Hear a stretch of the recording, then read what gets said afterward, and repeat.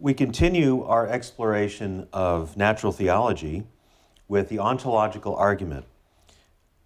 The name ontological argument was given to this particular form of argument, which stems from St. Anselm, by Immanuel Kant in his formidable book, The Critique of Pure Reason. Now, we'll find that Kant's critique of this argument fails, but the name ontological argument has certainly taken hold. In fact, there are several versions of the argument, and we want to move through those. First, what kind of an argument is it? It is an a priori argument, which means the argument does not depend on any empirical data or empirical experience for a premise or obviously for a conclusion.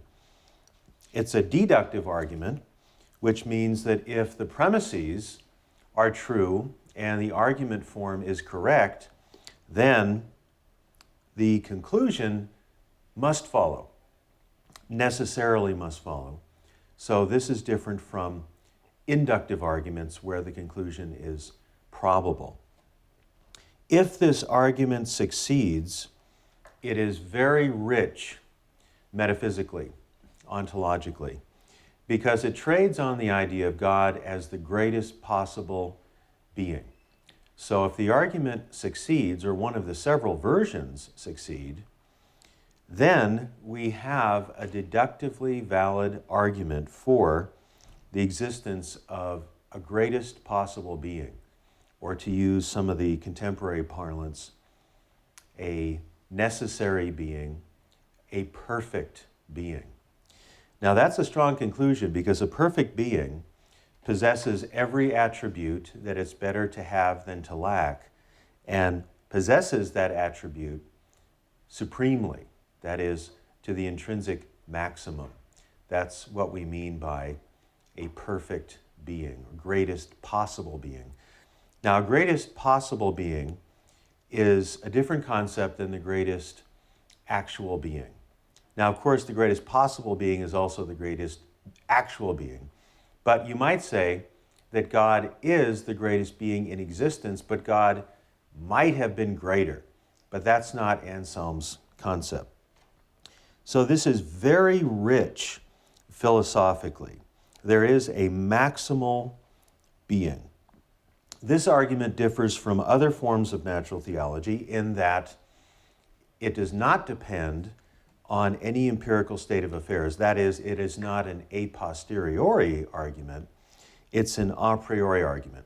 This argument strikes people as odd, largely because it's not based on empirical data. It's not an argument from science. There are plenty of those that are successful. And this strikes people as odd because the contemporary mindset is very enmeshed in empirical arguments. People often say, if you don't have empirical proof, you do not have an argument. Well, this argument challenges that. So we're going to deal with two basic versions of the argument. Both stem from St. Anselm. He was the originator of this argument. Both versions have been developed by contemporary philosophers in some very satisfying ways. The first argument has to do with greatest possible existence, and then the next argument deals with an aspect of greatest possible existence, the idea of God as a necessary being, a being who could not exist, a being who must exist or exists in all possible worlds. Let me read this to you because I want to get it right. I want to quote myself accurately. This is on page 188 of the book.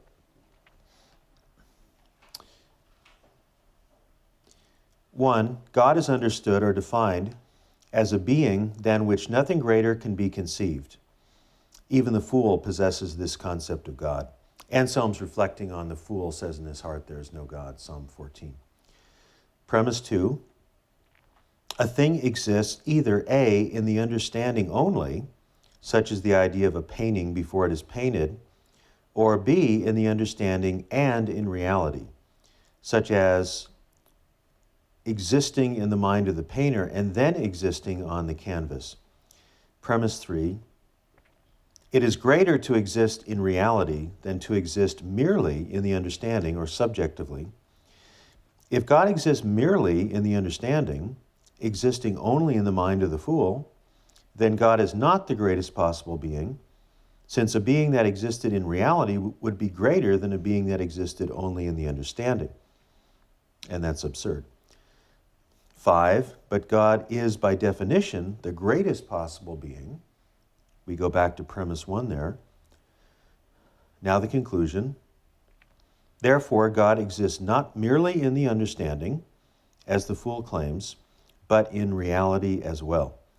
This argument form is reductio ad absurdum. Now, since it is a deductive argument, if the premises are true, the conclusion will and has to follow. Let me talk a little bit about the concepts behind this argument and some of the critiques of the argument. Now, one of the great benefits of the argument is that if it works, there is no probability involved. The conclusion absolutely follows. So, the debate is going to be over the truth of the premises. Now, when Anselm says greatness, he means qualitative greatness. Classically, of course, this indicates omniscience, omnipotence, omnipresence, and so on. It's the ultimate praise, let's say. And this being, and only this being, is worthy of worship. So this has a strong existential meaning, a strong experiential, a strong, if you will, liturgical focus. That is, this being deserves to be worshiped in the right way if this being exists. Now, let me go through a few criticisms of this argument. There was a monk who was a friend of Anselm by the name of Ganillo. And Ganillo said, wait a minute, Anselm, your argument fails right at the beginning because we finite, fallible, fallen creatures cannot understand the nature of God. God is too far above us and beyond us. So the argument fails at the starting line. However, I think Ganillo is confusing a kind of exhaustive knowledge of God or a knowledge of God without mystery with the basic concept of God. The basic concept is not that we know God in his totality, obviously. We as finite humans don't know anything in its totality, but that the concept of God is intelligible and coherent. So we're thinking of the greatest possible being, the being that possesses every good quality to the maximum degree. I don't find anything utterly opaque about that or a being beyond our understanding in terms of God's essential qualities. Thus, Ganillo's argument fails. Now, there's another argument. This comes from Immanuel Kant and Norman Malcolm. This is probably the more commonly heard argument against this version of the ontological argument. We get this from Kant, Norman Malcolm. That's the idea that existence is not a real predicate. It's not an attribute. It's not a quality. So when we talk about the concept of God, and the concept of God through this deductive reasoning leads to us knowing the existence of God, we're cheating.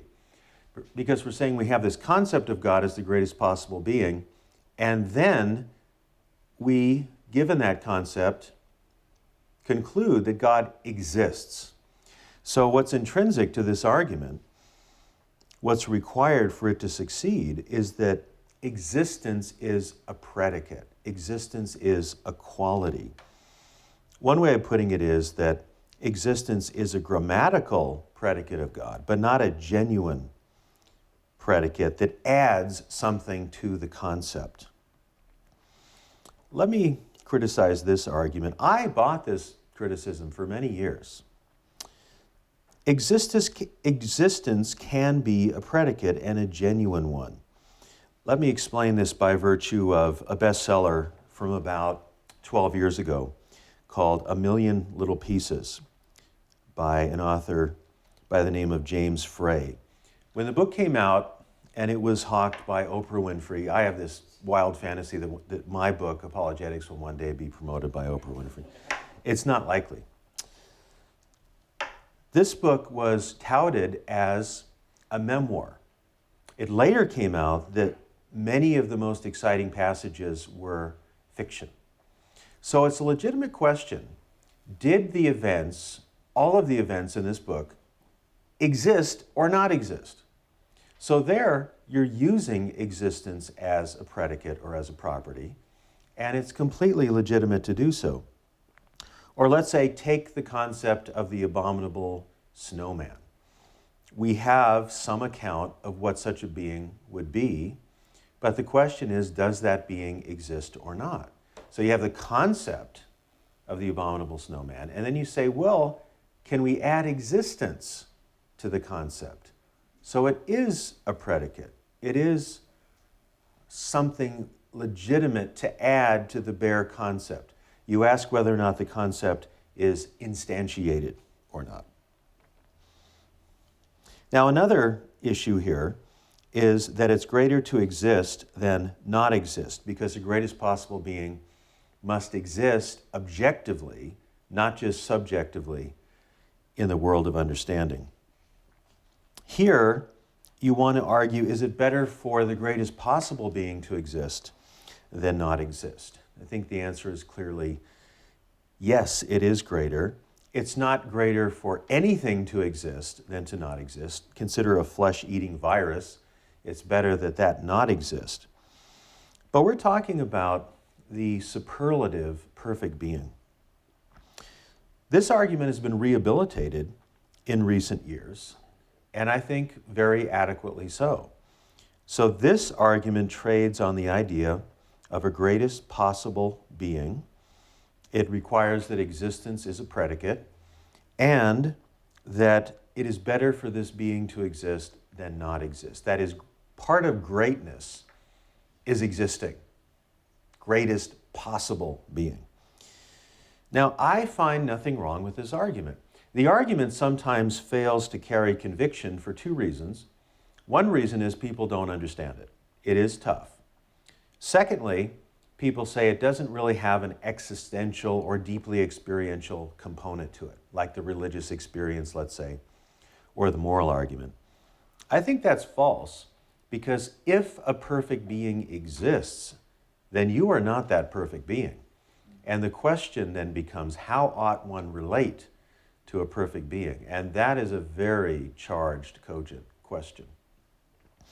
Now, there's a second version of the argument, which was likely discovered by Norman Malcolm about the middle of the 20th century.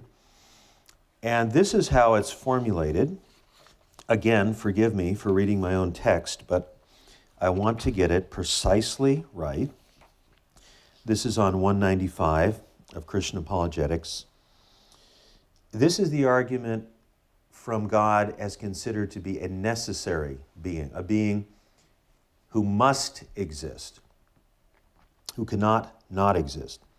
1, God is defined as a maximally great or perfect being. 2, the existence of a perfect being is either impossible or necessary, since a perfect or greatest possible being cannot be merely contingent, may or may not exist, or depends on something outside of itself. 3, the concept of a perfect being is not impossible, since it is not nonsensical and it is not self-contradictory. Let's move from the premises to two conclusions. Therefore, A, a perfect being is necessary. 5, therefore, B, a perfect being exists. Now notice the second premise. It's a disjunct. And this is really the fire of the argument, if you will. The existence of a perfect being is either impossible or necessary. Now, if that's exclusive disjunction, A or B, not neither and not both, then it exhausts the possibilities. So the burden on the person who denies the argument is to say that the existence of a perfect being is impossible. Now, if it's impossible, it means there's a contradiction in the very idea of a perfect being. So, having laid out that argument, let's consider some attacks on it. You could attack premise 3. The concept of a perfect being is not impossible, since it is neither nonsensical nor self-contradictory. Some will say, yes, the idea of a perfect being is contradictory because the attributes of a perfect being are at odds with each other. Let's just take one. This is from Michael Martin, the atheist philosopher and philosopher of religion. He says the concept of omniscience, God knowing everything, is incoherent given the nature of God. Because if God is an infinite and incorporeal being, immaterial being, a being without a body, then God could not experience what it is like to be in a body, experience pain, having senses that are unique to having a body, and so on. I mean, to use a German word, we all have our world of subjective experience, our Umwelt. And God, as unlimited and not bodily, could not experience this. Therefore, what? God is not omniscient. Now, there are two responses to this criticism. The first one is that omniscience is often defined and understood as God possessing the knowledge of true propositions to be true and false propositions to be false. He knows all propositions, the truth value of all propositions. This is propositional knowledge. The argument that Martin makes is that God could not possess knowledge by acquaintance because he's not acquainted with what it's like to be a human being. But we simply can understand omniscience in propositional terms, and the problem disappears. However, we can respond in a different way and take Martin up on his challenge and say, even though God is an infinite and unlimited, that is a perfect being, God could experience human subjectivity. That is, God is, to use a term from a philosopher, Linda Zagzebski, omnisubjective. That is, if you combine omniscience with omnipresence, then God actually does know the inner world of people. Not because he is finite, he is limited, but because he's unlimited and infinite, he can enter into, with let's say total empathy, the experience of subjects. We have one more response, and that is the incarnation. The second person of the Trinity, the Logos of John 1, took on flesh. We see this passage, this idea also in Philippians chapter 2, that Christ emptied himself and took on human nature and was exalted for all his achievements. So God never blends with humanity. The hypostatic union is not a mixture of deity and humanity, but the second person of the Trinity taking on, it's an addition as well as a subtraction, taking on human nature. Thus, the incarnation does give God inner access to subjective states. Therefore, this idea that the concept of a perfect being is incoherent fails. Now, there are other charges, but I think those fail as well. Now, it seems to me that you need to attack premise 3 to defeat the argument, and the attacks on premise 3 fail. So if God is either necessary or impossible, and he's not impossible because the concept is coherent of a perfect being who is thus a necessary being, the argument follows. The premises lead to the conclusion with deductive certainty. So the conclusions are two: a perfect being is necessary, and secondly, a perfect being therefore exists. Again, this argument may seem counterintuitive or odd, but here's what you have to do with an argument. You don't marshal your feeling. Well, it seems weird to me. Not a good philosophical criticism. Or I've never heard this before. Not a good philosophical criticism. What do you have to do to defeat an argument? You have to show that one or more of the premises is false, or that the premises do not lead to the conclusion in some form of argumentation: deduction, induction, abduction. I don't think you can do this with this argument. Now, let's consider also a version by Alvin Plantinga. This is on pages 199 to 200 of Christian Apologetics. It's similar to the Malcolm argument, a little bit different.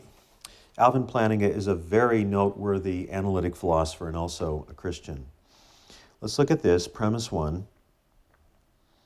It is possible that a maximally great being exists. By this he means what we have described as a perfect being or greatest conceivable being. If it is possible that a maximal great being exists, then a maximally great being exists in some possible world. That is, God's existence is not impossible or logically contradictory. So we can conceive of a world in which God does exist. A possible world is a maximal state of possible affairs. In a sense, you could call it a theoretical world, a world that could exist without contradiction. Number three, if a maximally great being exists in some possible world, then it exists in every possible world. Otherwise, it would not be a maximally great being. For if a maximally great being exists in every possible world, then it exists in the actual world. This argument trades on possibility and necessity, working through those concepts. This argument, again, is deductively valid, but there's an attempt to refute it by saying, this argument proves too much. In fact, this argument would make the existence of a perfect island necessary. Now, the problem with this is it neglects the concept of God as a perfect, greatest possible being. An island is not a perfect or greatest possible being. The ontological argument trades and hinges on this exalted modality of necessity. Greatest possible being, perfect being as a necessary being, a being that must exist. Think of necessary truths like the law of non-contradiction. That's not a probability that the law of non-contradiction is true, it's a necessity. The law of non-contradiction is true in every possible world. Now, if there's a being who's logically necessary, then that being possesses a modality of existence that contingent things like islands or devils or angels do not possess. And every form of this argument, the first form or the two versions of the second form, depend on this idea of God as a perfect being. Now let's ask the question, is the biblical God a necessary being? Perhaps we've defined and we have argued for the God of the philosophers and not the God of Abraham, Isaac, and Jacob. However, Scripture teaches that God is self-existent, unique, and worthy of worship. Look at Acts 17:15, which says that everything depends on God and God depends on nothing.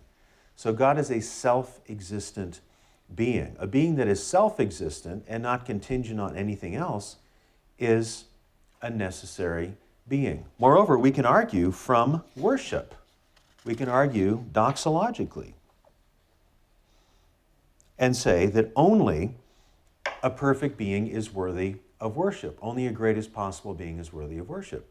Because worship is the unconditional adoration and recognition, Now, if a being is only a bit greater than we are, or way greater than we are, but not perfect, then that being is really not worthy of worship. But biblically, of course, God is worthy of worship, adoration, praise, and so on. So, who is the ontological God? He is the God of the Bible. Now, you might say this doesn't have anything to do with the Trinity. It really does, because let's consider the versions of monotheism on offer from the world religions: Judaism, Christianity, and Islam. Only Christianity overtly teaches the Trinity. Now, it is hinted at and inferred from the Hebrew Bible, the Old Testament, but Christianity has a defining doctrine, a constitutive element of the Trinity. So let's add the Trinity to the concept of a necessary being. What happens? Well, if you have one God in three persons, then you have relationship in the perfect being. You have a relationship of perfect fellowship, if you will, and love.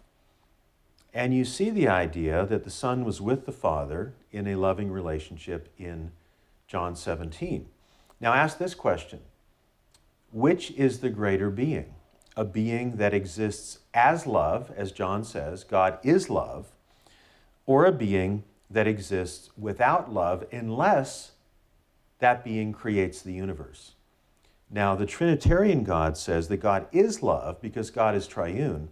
That is a greater concept, because we value love, than the idea of God being Unitarian. So we can derive the concept of the Trinity from the ontological argument as well.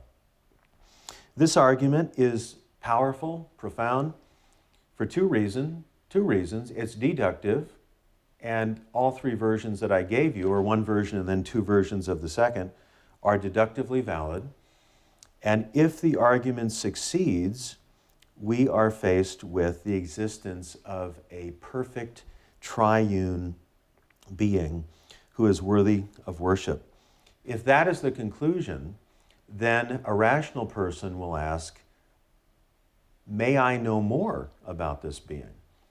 And where do you look for that? Well, obviously, the Holy Scriptures, which give us more detailed explanation of how God interacts with the world, what he has done for our redemption, and the restoration of the universe. So it's not the case that you would simply leave your idea of God with the ontological argument, but it should provide rational and prudential incentive to consider whether or not God may have interacted with history and revealed himself through the prophets and Christ and so on. So this argument is what could be called an ontological extravaganza. And while it is sometimes ridiculed or ignored, it has been rehabilitated in the last 40 or 50 years by some very skilled analytic philosophers. And I find it quite compelling. I did not, for many years of my Christian life as a philosopher, and I suppose it's been in the last 10 to 15 years that I've looked at it again when I taught it, and I realized that it is a very profound argument. So this argument will not personally appeal to people with little interest in philosophy, because it trades on some highly philosophical concepts such as a necessary being. However, for people interested in philosophy and willing to think it through carefully, it is an argument that should be part of our apologetic strategy.